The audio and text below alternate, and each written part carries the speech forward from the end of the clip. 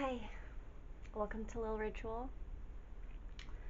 I'm going to go through my little ritual with you right now.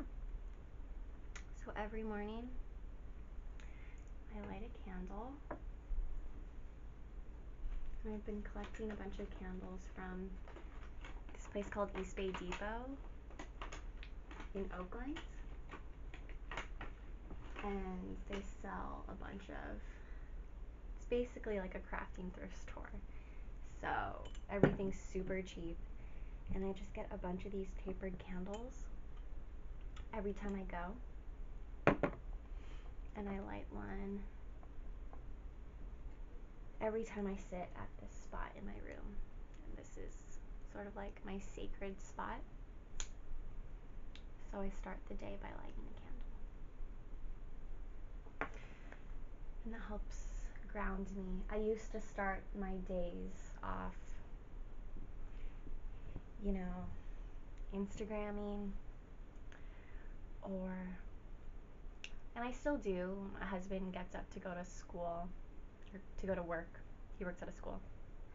He turns on the radio, so we listen to the radio. But once he leaves, it's me time.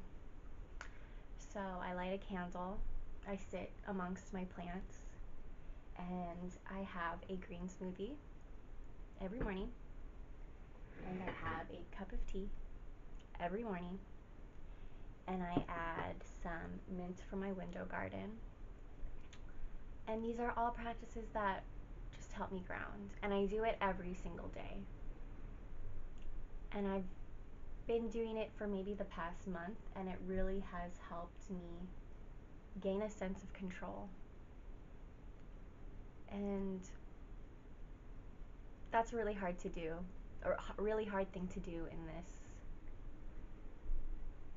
crazy fucked up world.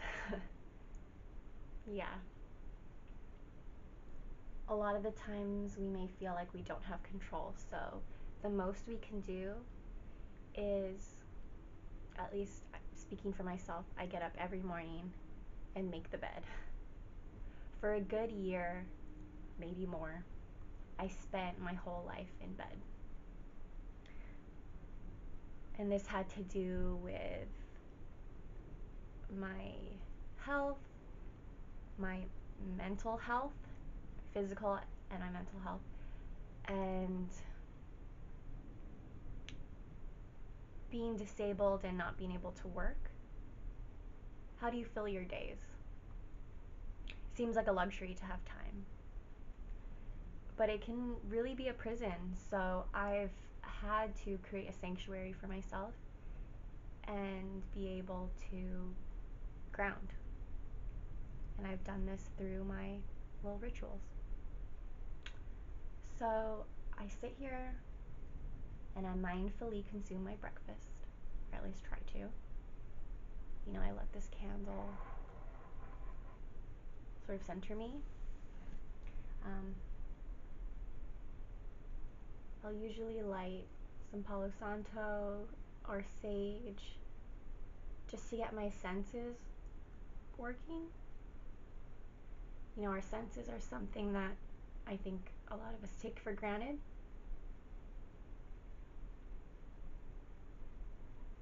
And I'm really,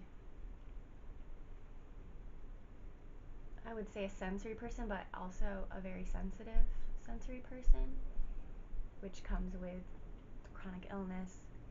So I've had to really hone down what fits with my body, what works for me. And my go-tos are definitely Palo Santos.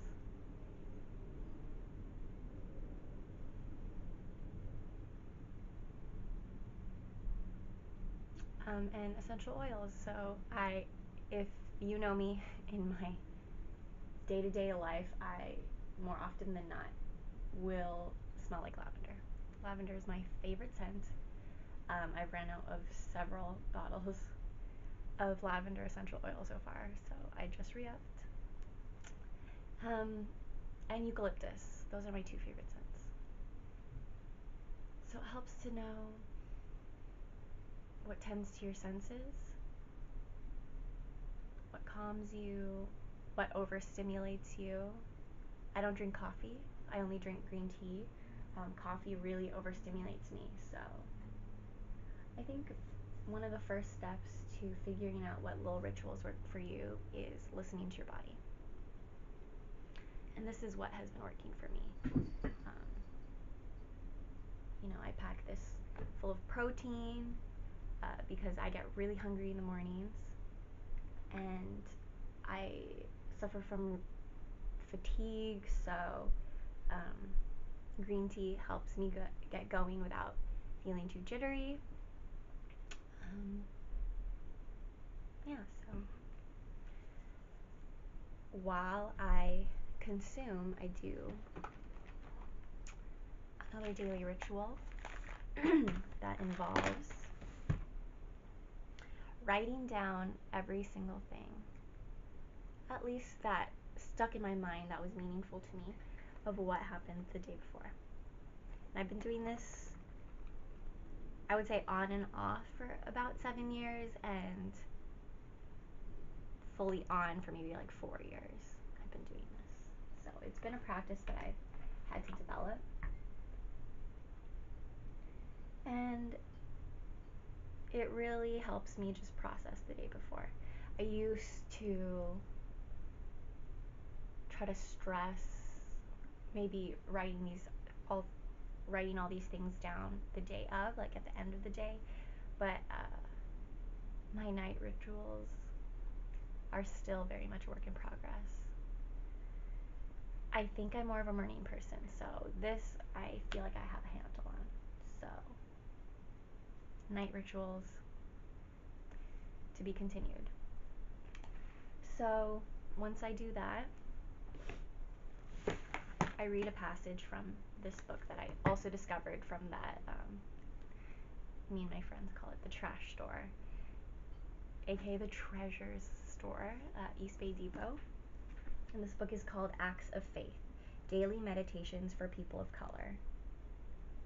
Oh, this book has been a lifesaver for me.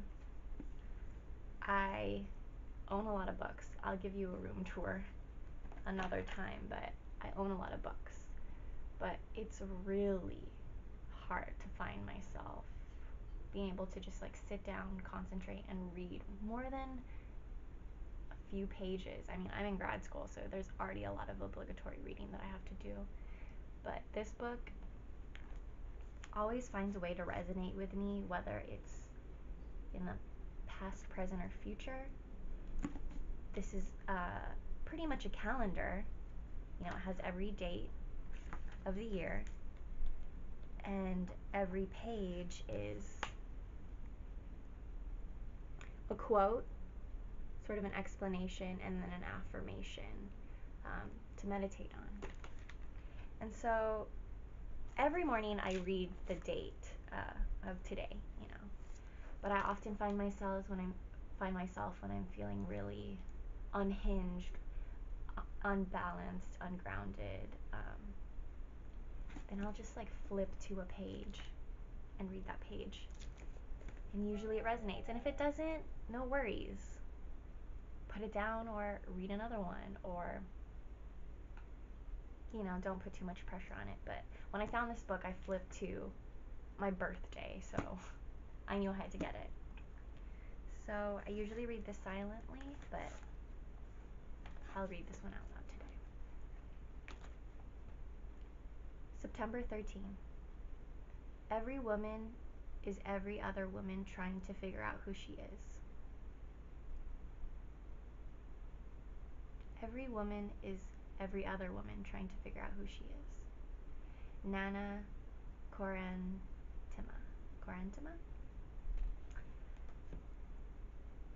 Women of color have been led to believe that they must be everything to everyone.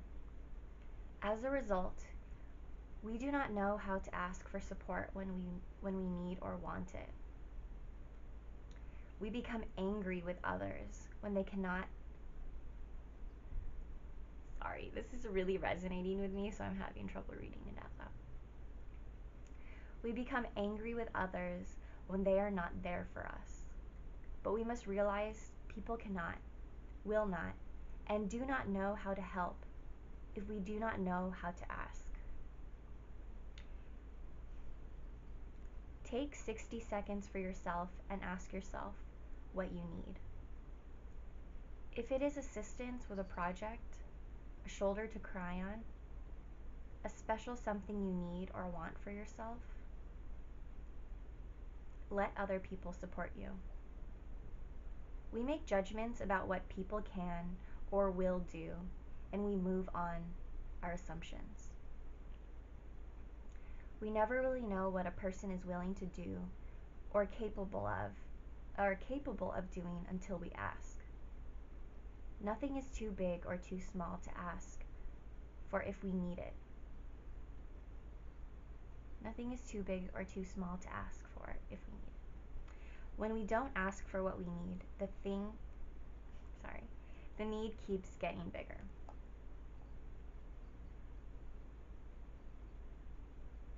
If I need support today, I will ask for it.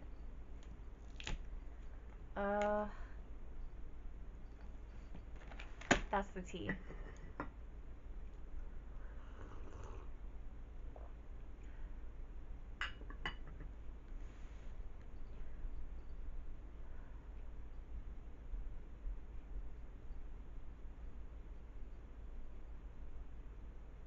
So this is the time where I usually process what I just read.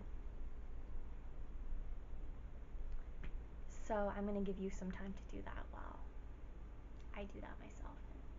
We'll meet back after.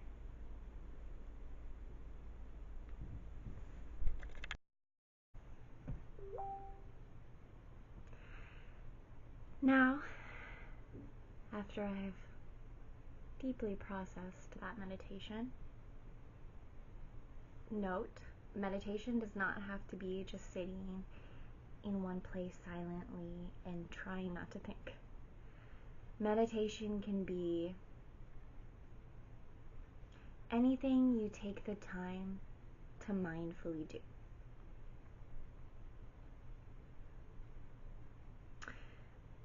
Now, moving on to the second part of my little ritual. YouTube. See you later.